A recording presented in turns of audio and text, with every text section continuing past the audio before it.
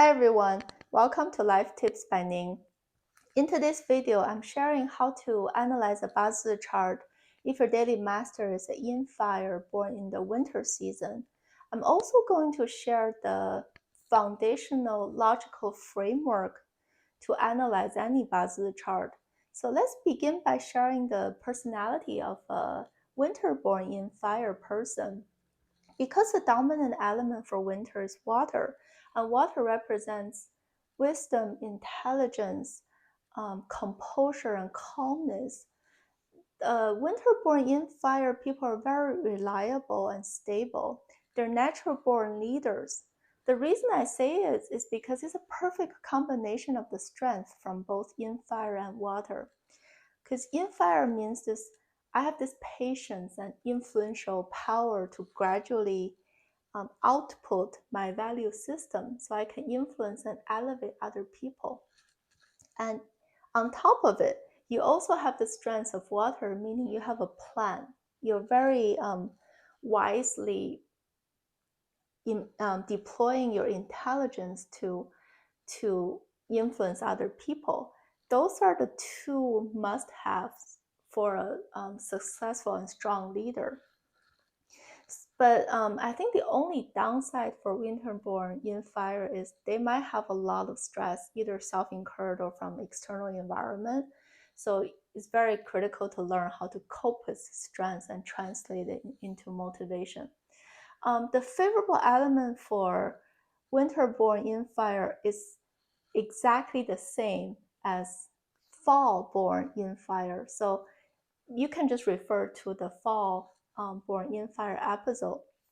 The general theme is it really likes young wood to sustainably support itself so it can do what it's supposed to do. It's like gradually influencing and giving out this comforting warmth.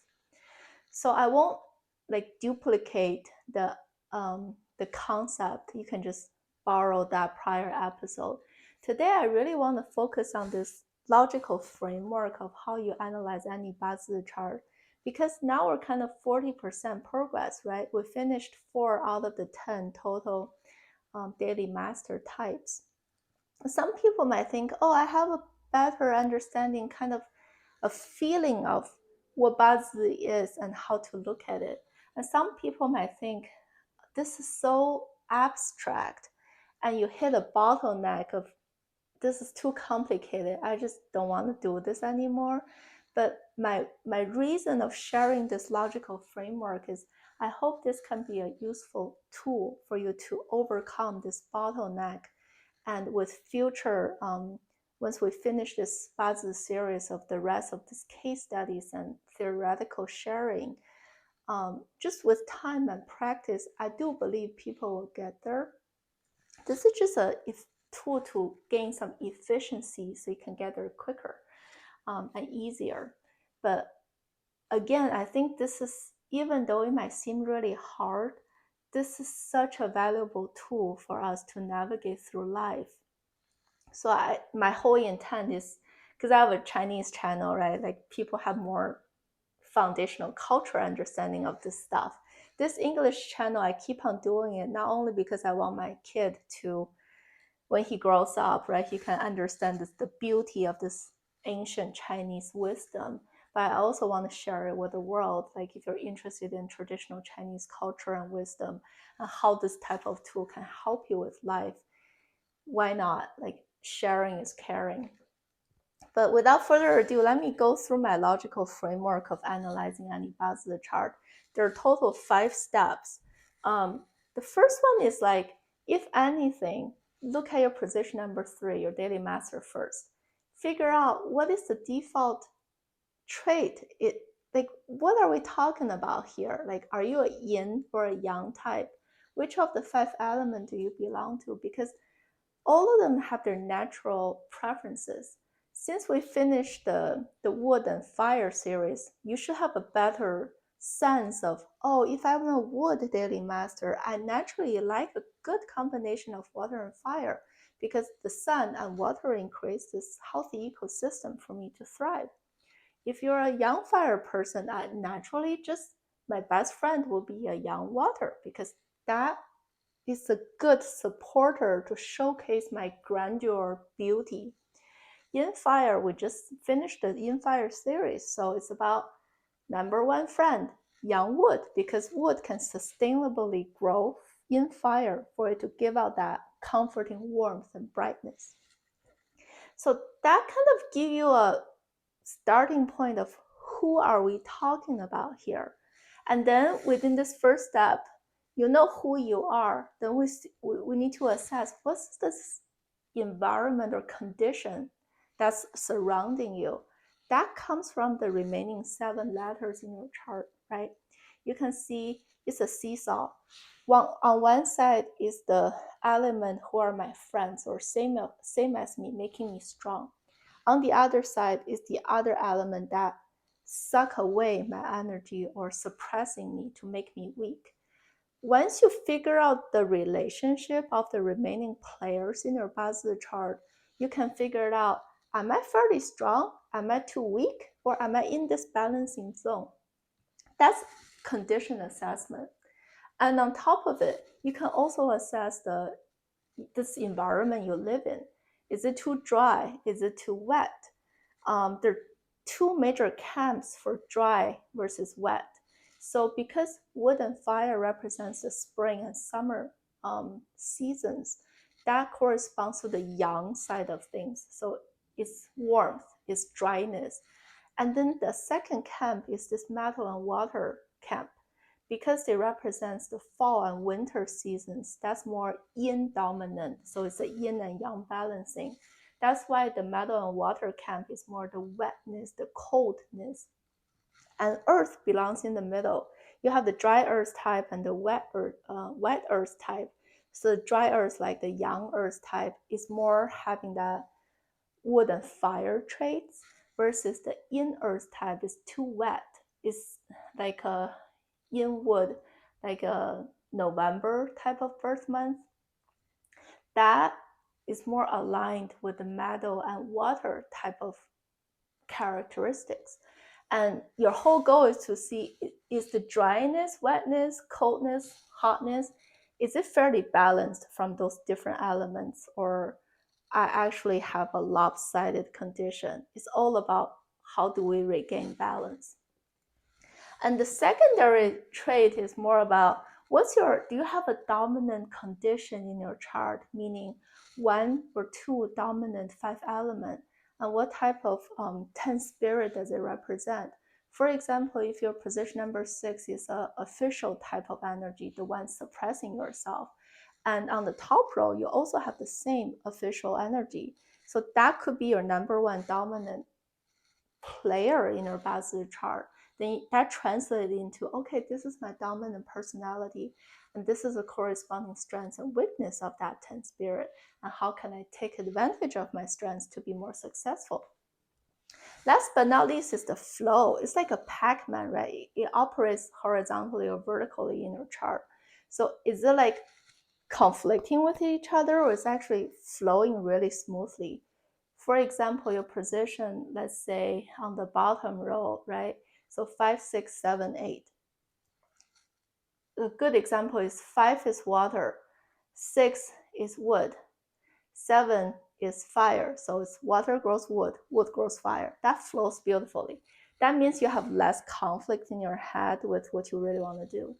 If you happen to have a lot of conflicting energy sitting right next to each other, like neighbors are not in peace, that could be good or bad. And then you have to assess who's stronger, who's winning in that conflict. And that could result in some conflicting personality traits or different directions. Some people's like, ooh, I want to work for, that's the official energy, I want to work, versus the one that's more the expressor energy, right? I want freedom, I want to do something on my own. And if those strengths are fairly comparable, then you have conflicting thoughts in your head. And then we can talk about how to solve that. So those are just kind of the major things you need to check to assess your own condition. Once you've done that step, you move on to the second one. this is what I personally think is important, even though traditionally a lot of teachers won't even talk about this one. Because you need to be aware of your own mindset, what your personality is, because personality determines behavior, and behavior determines end results. So to me, this is super critical. I'll give you an example. On the top row of your own BaZi chart, please, you can use your own to verify if this is true.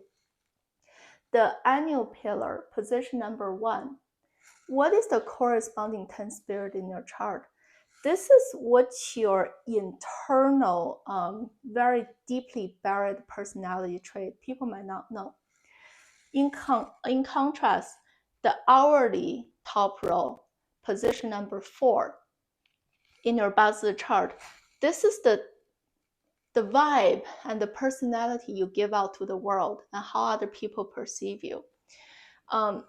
It's very fascinating to see if this actually is accurate. Based on what I've seen, it's a very good indicator to assess your both external and very reserved, deeply buried personality.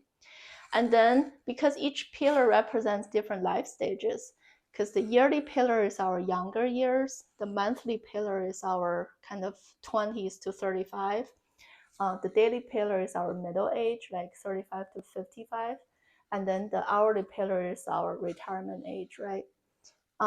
Each pillar has a dominant 10 spirit in it. You can tell within different life stages, what's your mind focusing on? What do you really care about most? And you can take advantage of life planning accordingly. Last but not least, this is the whole reason I think analyzing your mindset is super important. It's tied to I Ching because the whole foundational Chinese wisdom is about heaven, man, and earth. Man is sitting between heaven and earth. Each element plays a 1/3 weighting. So the heaven 1/3, right? That's what we were naturally born with, like this BaZi or other astrology star-based reading techniques. That's telling you your default mode, what you were born with, strength versus weakness. The other two are things we as humans have control over. The middle man track, the 1/3. After I finish the BaZi series, I will dive into I Ching because every single situation and scenario in life, I Ching gives us the perfect answer of what's our default human sinful instinct would do versus what the right thing, the righteous thing, whatever the God scripture tells us to do. The moment you're aware of it, you can be very intentional about changing your behavior to mirror that elevated mode. That has a 1/3 factor in changing your own fate. It's all about teaching us how to be a good person with all of this I Ching symbol-based methodology. Last but not least, the 1/3 is the earth. Earth is feng shui stuff. It's about, based on the 8 different basic symbols directions, what is my the qi, the energy field influencing you. Different people have different starting points. And then talk about like what direction will give me the favorable qi. How can the bet be best aligned with the right directionally position? And after I Ching, I might dive into the feng shui stuff later. But my point is, if you focus, even though your default, the heaven track, this 1/3 BaZi stuff, you're like, I don't have a really BaZi. What should I do? Don't give up because you still have the other 1/3 from the I Ching human behavior and the other 1/3 of environmental energy, the feng shui influence. If you understand the magic of those other tools, you can actually 2/3 is gonna win the battle with the 1/3. So that's why it's like you need to use BaZi to at least understand your gap versus your strength. Then when we talk about I Ching stuff, you can be super intentional about coping with your ingrained challenges. The third step is the most technical, challenging step of learning BaZi is what is the favorable element for any BaZi chart. There are two ways to look at it. just from different angles. Let's say your beginning condition is actually very lopsided in your seesaw. That's actually a very easy way to analyze favorable element. Like, what is the major disease? The one that's too much or too lacking. And then I can figure out based on the 5 elements interrelationship, right? Then I can prescribe medicine to treat that disease. For example, if your BaZi is very unbalanced, you're a fire and you have too much water in your BaZi chart. Water suppresses fire. So how do I treat this too much water disease? I actually need wood to connect the two to redirect water's energy into growing wood so wood can grow fire. That's just a quick example to show the disease and medical methodology. But the second one is different. Let's say your BaZi is fairly balanced. You don't have any major disease I can find. Then the thought process is, who is the key player in the remaining 7 letters that makes me good? For example, today's episode is about winter-born Yin Fire, right? Let's say I'm fairly balanced. I have good yang wood in my chart to grow myself. And then the rest of dryness, wetness, coldness, warmness is quite balanced. I can't find major gaps in my chart. I'm a good BaZi chart. Then your favorable element is all about how do I protect this yang wood in my chart. The moment it's damaged, I'm going to experience problems. So you're looking at it from a different angle. For example, a yang wood in a winter-born Yin Fire chart, the moment it has maybe a Yin Earth being introduced, because this yang wood and Yin Earth commingle and tangle together, it reduces the qi of this yang wood. Then you can say that's a bad moment in my life because it reduced my key player and make it weak. Then it changed my BaZi from a good one to a bad one. So that's how you look at this. This will be my focus for the remainder of this BaZi series, because continuously practicing with case studies and theoretical knowledge, with time, I really have confidence people will get there to identify your favorable element for your own chart. The fourth step is understand the strong indicators. You can revisit episode 1.7 in my prior video. This is all about the strong indicator in your chart. For example, nurturer 10 spirit represents your mom. So if you're a fire daily master, your nurturer would be a wood, right? Because wood grows fire. And positionally, the monthly pillar in your BaZi chart also represents your parents. So if you have a 1 letter out of the 7 that not only has this nurturer spirit, but also sits in this monthly pillar positionally, it hits 2 check marks. That makes that letter a strong indicator to see your mom. So once that letter gets collided with or combined away, you can see something is happening to that person in your life. This episode has a way deep dive of what the strong indicator is and how to find it. But my point is, this is a good important step in BaZi analysis, so that you can also be very predictive of what's going to happen to your career, to your family relationships, to your loved ones, to your wealth, because of that annual and 10-year influence on your original stagnant BaZi stage. Last but not least is we use that 10-year trend to draw a trend line for your entire life.